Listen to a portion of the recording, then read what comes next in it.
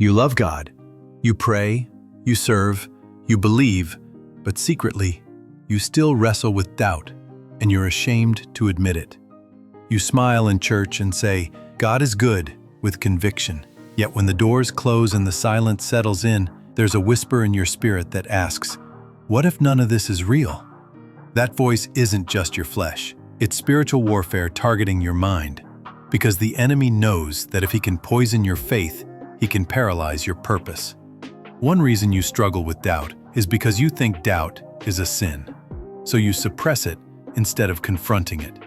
But even John the Baptist, the man who baptized Jesus and saw the heavens open, later asked from prison, "Are you the one, or should we look for another?" Matthew 11 verse 3. The hidden pain of unanswered prayers is another reason.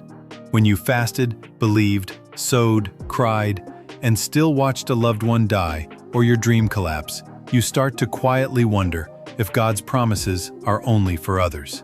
The waiting seasons become breeding grounds for spiritual disillusionment, especially when God is silent, because his silence feels like absence, and absence feels like abandonment. But God was silent for 400 years between the Old and New Testaments, and yet he was still working redemption behind the veil.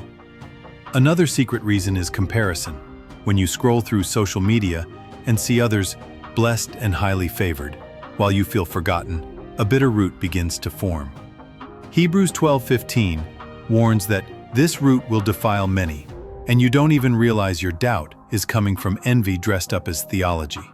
Then there's the unspoken weight of intellectual pressure. Your logical mind is screaming for tangible evidence in a faith built on unseen things, Hebrews 11 verse 1, and you start to crave proof instead of presence. You read books, watch debates, and think maybe smarter people have figured it out. But the more you search outside the Spirit, the more confused you become. That's because doubt often isn't about evidence. It's about intimacy.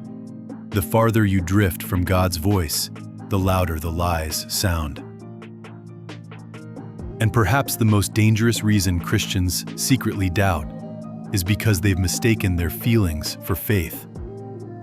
You don't feel God, so you assume he isn't there. You don't feel joyful, so you think you've lost salvation.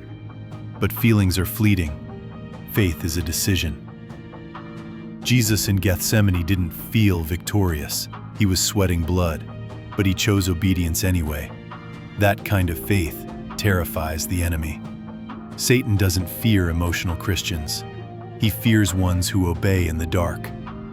Your doubt is not disqualifying you. It's daring you to dig deeper. God is not offended by your questions, but he is calling you out of hiding. James 1 verse 6 says that the one who doubts is like a wave of the sea, driven and tossed by the wind. Not because they have doubt, but because they let doubt lead.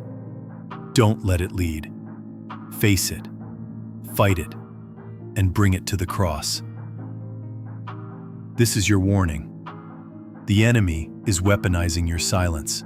The longer you pretend you don't struggle, the more power the struggle has over you. You weren't called to have perfect faith.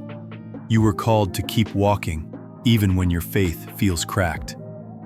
Like the man in Mark 9 verse 24, you can cry out, "Lord, I believe, help my unbelief," and heaven still responds.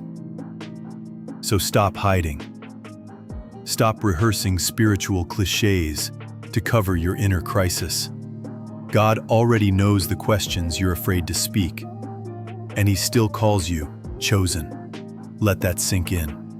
Doubt doesn't make you less Christian. It means you're in the battle. But make no mistake, the battlefield is your mind, and what you allow to grow there will either build your faith or destroy it. So choose today to starve your doubt and feed your spirit. The war is real, but so is your calling.